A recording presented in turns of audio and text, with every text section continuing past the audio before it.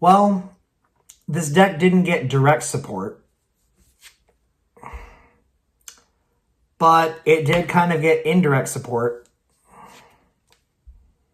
You heard me complain about him in the Sylphimon deck. Hear what he can do in this one. Blue Flare just got a little bit better just because of this card.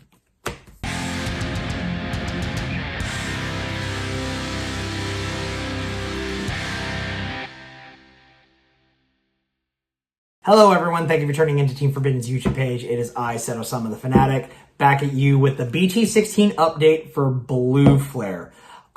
This deck is kind of a little bit of a sleeper, I guess. It's got some problems, because Magnamon is just, like I said in my Sylphimon deck profile, the card is broken and should never have been printed. So it struggles a lot against decks that can turbo that out by turn 2. But aside from that, if you're able to do stuff, there are some tools that you have in here that might actually help you beat it. Without further ado, let's go ahead and get into it. Updates to Blue Flare. All right, so the first thing that got updated, we are breaking a somewhat rule, mostly because we don't really have a good 5th egg in this deck. Maybe a Wanyamon, but I opted to just go for 4 copies of Missimon from EX4. The reason for this, it basically just comes down to I've had multiple times where this is a better egg than Wanyamon. Because I just don't see any of my blue tamers for literally no reason. You'd think, oh, you're running 6 or 7 of them. You'll see them all the time. Nope.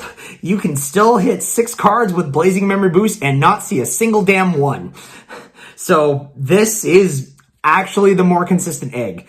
Originally, I was going with 4 of the Wanyamon and 1 of this for the 5th egg, but I eventually just decided, you know what? I've only got the 2 Ukos. You're not really playing Digimon in your breeding area that much, so 5 eggs aren't really necessary. So Missimon, it's great on deletion if you have a Digimon in play, which, again, this guy just plays extra bodies, or you just play another body and just swing with the Uko and just go from there. This is arguably the better consistent egg. I've also seen a deck formula that uses this and the restricted Bukomon as a package for a pure big Uko deck. If you guys would like to see that, comment down below and let me know, and I'll see if I can put that together for you, or find a way to make a video talking about it. But for Missimon, no other eggs, kind of breaking the rule with Uko here, but you don't really go into your breeding area all that much, except for, you know, the Gaussmon, this one in particular, and you got the Uko, and you just need that as a source if you don't open a rookie to just play Blazing Memory Boost. So, into the rookies, we are running 4 copies of the BT10 Gaussmon. It's self-explanatory. As long as your opponent doesn't have a Digimon that says you can't play Digimon by effects, this thing is always good. You swing into security, you die. If this is under it and you're able to play a body, you will summon with the Gaussmon first, and then you will draw the card. That's how it works. And that's why it's the best generic egg for this deck. 3 copies of the Gaussmon from EX4. I still really like this card. I see a bunch of people cut this card. I do not agree with that. Anything that draws you an extra card when you hard play it is great. And if you play the dual tamer while this guy is out, you'll draw a card and you'll get one of your Metal Greymons back from your trash. It's excellent. I don't understand why people cut it. I love this card. 2 copies of Ukomon. For those of you who didn't watch the Sylphimon Valkrumon deck profile, every time you push a Digimon out of your breeding area, look at your top 3, add a Digimon or Tamer, and then hatch another egg. This thing is broken. It should probably have never been printed. I know I didn't have to say it again, but I will, because dang, this card is good, and you basically splash it in almost everything.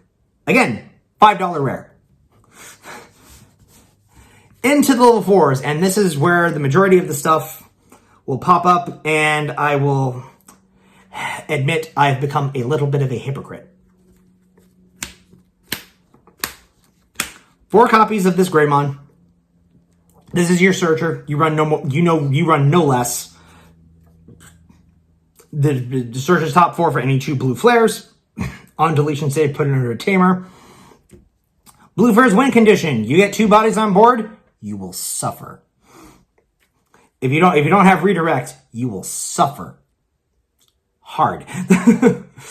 So, to go with the Greymon, we've got 2 copies of Starter Deck Greymon. Yeah, I know. I have been against putting this card in here, but after like 5 or 6 times, or 10 or 20 times in mirror matches where my opponent runs this, and they of course see it with the jamming male Bergermon, it's dumb. It is broken. So the Ukomon makes it so you can add this to your hand. More likely, if you see this, pick it up. Otherwise, you have to hope that it gets put in security and you get a Kirihanene to cross it back from the trash. I don't like it, but I will admit with the new stuff, it works a lot better. 3 copies of Male Bergermon from BT10. This is mostly just here because you can play your Kiriha for free if you don't open the Blazing Memory Boost. Friendly reminder, my rule for Blue Flare, if you don't see Blazing Memory Boost in your opening hand, mulligan and pray to God that you do. That rule can be changed if you open the Ukomon, though. If you open the Ukomon and don't open the Blazing Memory Boost, depending on what else is in your hand, you probably should be okay with keeping it. But this thing plays the Tamer for free. It also stuns bodies if your opponent has 2 or more. And both this and the Greymon, guys, y'all have to remember, if you got Kiriha out, these can get back Metal Greymon too. So, then of course, 3 Jamming Boy.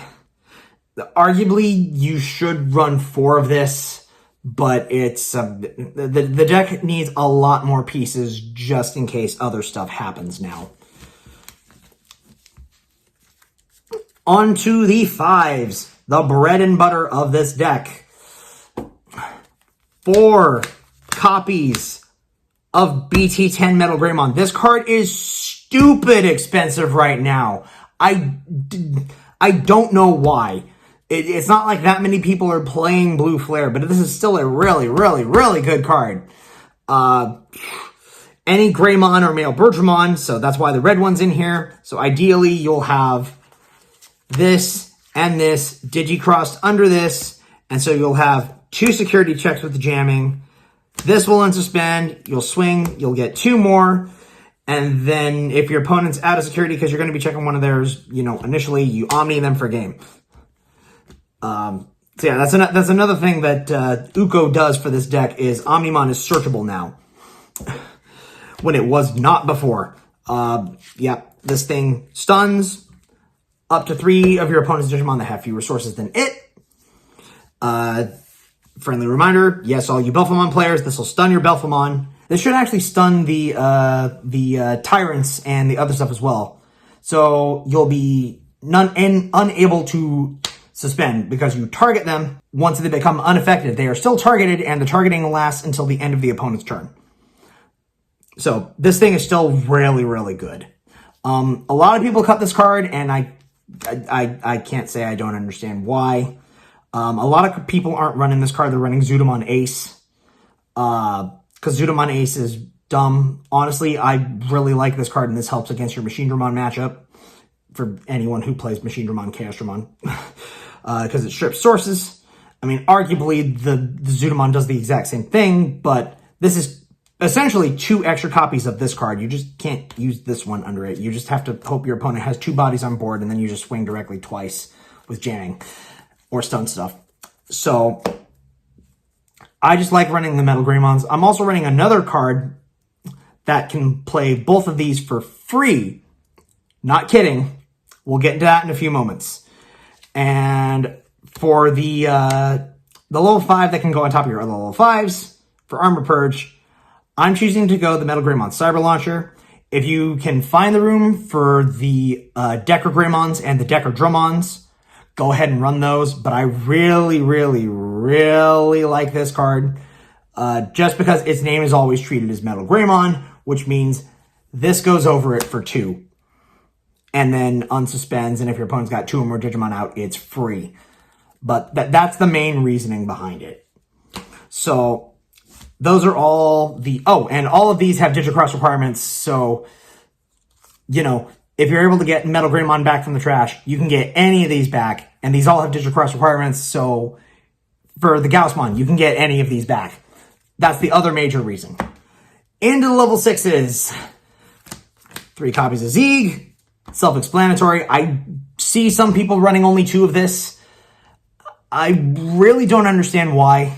I really, really like this card as a 3 of in the deck, especially because you can make sure that you have blocker if you've got Blue Flare, so you can Cyber Launcher, hope that they don't have something that either strips the source or suspends you, and then you have a blocker that can protect you with Armor Purge. So that's one of the other reasons I'm running this one. But yeah, Zeeg Greymon is basically just extra swings. Extra swings to go for game and extra aggression. Now for the last level 6 that we have in here. This is arguably the best ace monster in BT16. I hate this card, but I feel like I have to run it.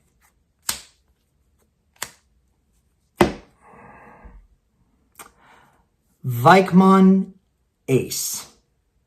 This is the now canon evolution of Zudomon, but apparently it was the old canon evolution for Shakoamon. You know, the Angemon and Ankylamon DNA evolution. I don't get it, but okay. This is our second? It's either our second or third Vikemon in the... It's second or third Vikemon in the game. Is it actually our first? There's no way it's our first. But what does this card do? Yeah, no, it's our second. Either way, that's not the point. The point is, this card is hands down the best ace in BT16. Bar none. Yeah, the Imperial Dramon is great, but it's really only useful in Imperial Dramon decks. The Valkmon is cool, but it would be a lot better if that minus 5k lasted until the end of the opponent's turn and not just the current turn. The Grand Kuwagamon ace is very disgusting, where it suspends 2 bodies, makes it so bodies suspended by it don't unsuspend during your opponent's unsuspend phase. And it suspends Digimon or Tamers and deletes a Tamer. This one, on the other hand, on play when Digivolving, de-Digivolve to one of your opponent's Digimon. Then none of their Digimon with 1 or fewer Digivolution cards can suspend until the end of their turn. Oh yeah, and when attacking, you delete one of your opponent's Digimon with 1 or fewer Digivolution cards. De-Digivolve is busted. There is almost no defense against it. Literally, the only cards that are unaffected by it are just Digimon that are unaffected by effects, period. Or specifically can't be de-Digivolved, like Metal Greymon X from BT11. There is like few to no defenses against de-Digivolve, so it's always going to set your opponent back.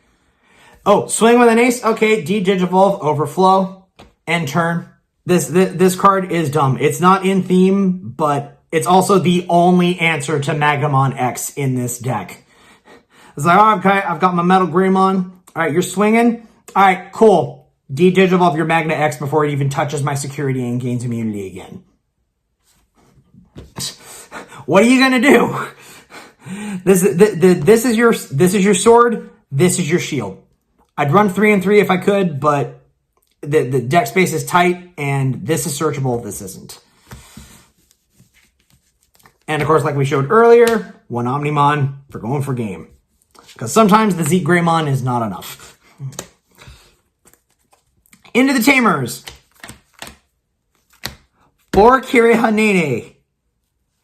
I've been seeing a bunch of lists that run 3 or fewer of this card. I have no idea what the hell those people are smoking. Whatever it is, give me some, because I need to get high off of that. And I don't even smoke. The extra memory, if there's 2 or more Digimon outside of your main phase, and alterns, when you would Digicross Blue Flare or Twilight, you can use materials from under your tamer or in your trash. So you run 4 of these and 3 of these, because this is your memory setter and it's also your main Digicross card. This is also your black source for the other card that we'll get to in a few moments, which lets you play Metal Greymon for free. No, I'm not joking.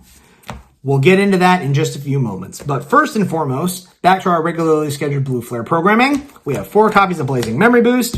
Again, if you don't open the Uko or this card, you mull.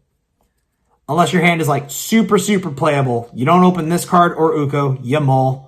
And pray to God you draw either of them. So 4 of this. Next up, the 2 Sorais, because this is your best security bomb and makes it so your opponent can't swarm with other stuff. Makes it so you can strip all the sources and none of their Digimon with no Digivolution cards can attack.